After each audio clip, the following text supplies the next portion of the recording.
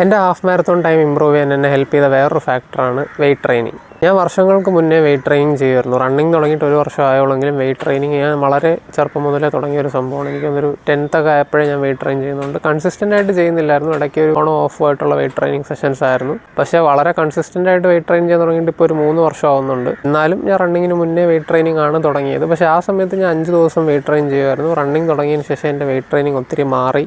ഞാനിപ്പോൾ ഫോളോ ചെയ്യുന്ന ഒരു സ്പ്ലിറ്റ് പുഷ് പുൾ ലെഗാണ്. സോ മൺഡേ ഞാൻ യൂഷ്വലി റെസ്റ്റ് ആയിരിക്കും. ട്യൂസ്ഡേ പോയിട്ട് ഒരു പുഷ് ഡേ ആയിരിക്കും. പുഷ് ഡേ എന്ന് പറയുമ്പോഴത്തേക്ക് ഒന്നിൽ ചെസ്റ്റും ട്രൈസെപ്സും കോമ്പിനേഷൻ ആയിരിക്കും, അല്ലാന്നുണ്ടെങ്കിൽ ഷോൾഡറും ട്രൈസെപ്സും കോമ്പിനേഷൻ ആയിരിക്കും. ഇതിൽ മിസ്സാവുന്ന വർക്കൗട്ട് ഞാൻ പിന്നീട് ഒരു ദിവസമായിരിക്കും ചെയ്യുന്നത്.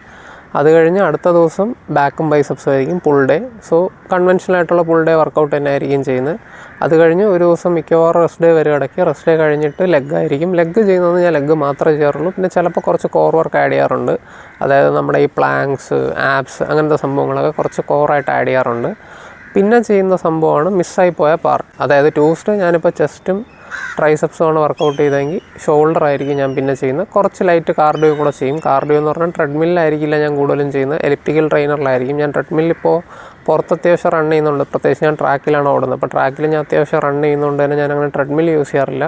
വളരെ റെയർ സിനാറിയോസ് വന്ന് എന്തെങ്കിലും ഇഞ്ചറിയൊക്കെ ഉണ്ടെങ്കിൽ മാത്രമേ ഞാൻ ട്രെഡ്മിൽ യൂസ് ചെയ്യുള്ളൂ. അല്ലെങ്കിൽ എനിക്ക് ഇൻക്ലൈനിൽ കുറച്ച് വാക്ക് ചെയ്യണമെന്നുണ്ടെങ്കിലൊക്കെ മാത്രമേ ഞാൻ ട്രെഡ്മിൽ യൂസ് ചെയ്യാറുള്ളൂ. ഞാനൊരു 3-4 മാസമായിട്ട് അങ്ങനെ ട്രെഡ്മിൽ യൂസ് ചെയ്യാറില്ല പുറത്തത്ര ഓടുന്നതുകൊണ്ട്. കാരണം റണ്ണിങ് ഓളം എനിക്ക് അത്രയ്ക്ക് കൂട്ടണം എന്നുണ്ടെങ്കിൽ മാത്രം, അല്ലെങ്കിൽ ഇപ്പം മഴ അങ്ങനെ എന്തെങ്കിലും സാഹചര്യം കൊണ്ട് പുറത്ത് റൺ ചെയ്യാൻ പറ്റില്ല എന്നുണ്ടെങ്കിൽ മാത്രമേ ഞാൻ ട്രെഡ്മിൽ യൂസ് ചെയ്യാറുള്ളൂ. കാരണം നിങ്ങളുടെ മസിൽസ് സ്ട്രോങ് ആയിരുന്നാൽ മാത്രമേ ആ മസിൽസിന് അത്രയും പീക്ക് പെർഫോമൻസിൽ വർക്ക് ചെയ്യാൻ പറ്റുള്ളൂ.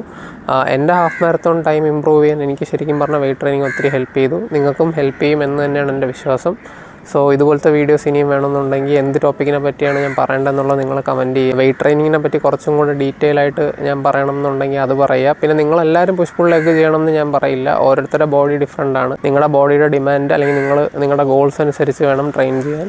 വെയിറ്റ് ട്രെയിനിങ്ങിനെ പറ്റി വലിയ ഐഡിയ ഇല്ലാന്നുണ്ടെങ്കിൽ ഒരു പേഴ്സണൽ ട്രെയിനറിനെ ഹയർ ചെയ്യുന്നത് നല്ലതായിരിക്കും. ഞാൻ ജനറൽ ട്രെയിനിങ് ആണ് ചെയ്യുന്നത് എൻ്റെ ജിമ്മിൽ. സോ അത് എനിക്ക് ഇത്ര എക്സ്പീരിയൻസ് ഉള്ളതുകൊണ്ട് കുറച്ചും കൂടെ ഈസി ആയിരുന്നു. നിങ്ങൾക്കത് പറ്റില്ല എന്നുണ്ടെങ്കിൽ തീർച്ചയായും നിങ്ങളൊരു പേഴ്സണൽ ട്രെയിനറിനെ ഹയർ ചെയ്ത് 1-2 മാസത്തേക്ക് ആ പേഴ്സണൽ ട്രെയിനറുടെ കൂടെ ചേർന്നൊരു വർക്കൗട്ട് പ്ലാനൊക്കെ ഉണ്ടാക്കുക. സോ ഇതിനെപ്പറ്റി കൂടുതൽ എന്തെങ്കിലും ഡീറ്റെയിൽ ആയിട്ട് അറിയണമെന്നുണ്ടെങ്കിൽ നിങ്ങൾ കമൻറ്റ് ചെയ്യുക. എനിക്കറിയാവുന്ന കാര്യമാണെങ്കിൽ ഞാൻ പറഞ്ഞുതരാം. അപ്പോൾ വീഡിയോസ് ഇഷ്ടപ്പെടുകയാണെങ്കിൽ ലൈക്ക് ചെയ്യുക, പേജ് ഫോളോ ചെയ്യുക. നമുക്ക് അടുത്ത വീഡിയോ കാണാം. ബൈ.